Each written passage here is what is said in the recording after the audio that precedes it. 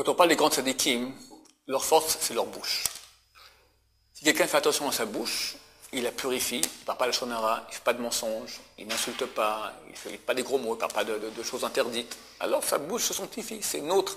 L'être humain, il est être humain dans la valeur où il est appelé Médaber, il parle. En cela, il est différent de l'animal. D'ailleurs, Rabbi Shimon Bar Yochai, l'auteur du Zohar, s'est plaint. Comment se fait-il, Dieu, que tu n'as donné qu'une seule bouche? On va y avoir deux bouches. Une pour parler des choses normales, une pour parler des choses de prière et de Torah. Comment c'est qu'on a une seule bouche pour les deux? Tellement notre bouche, elle peut être d'un côté utilisée pour les choses les plus saintes qu'il puisse y avoir la Torah, c'est vraiment la divinité en elle-même, et les choses les plus viles qu'il puisse y avoir aussi. Le même organe. Le fils de Rav Ben Sion m'a raconté, du Rav Ben Sion Abba Shaul m'a raconté qu'un jour son père lui a dit, ça fait 38 ans que je n'ai pas sorti un mensonge de ma bouche.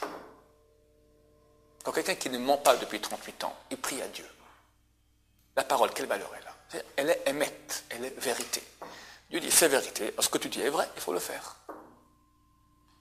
Un jour, un étudiant, est allé voir Rav Ben Sion, lui a dit, Kvod Harav, j'ai un projet, on m'a proposé d'acheter une maison dans le quartier Telston. Je vais prendre conseil chez le Rav. Est-ce que le Rav conseille de me l'acheter, oui ou non?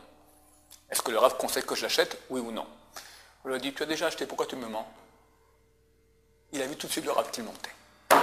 Donc non seulement tu arrives à sanctifier ta bouche, mais tu peux voir chez l'autre, quand quelqu'un est loin d'un péché, il n'est pas contaminé par ce péché, alors il devient sensible à ce péché. Il peut le voir même sur la tête de l'autre. Bonne journée, attention à nos bouches.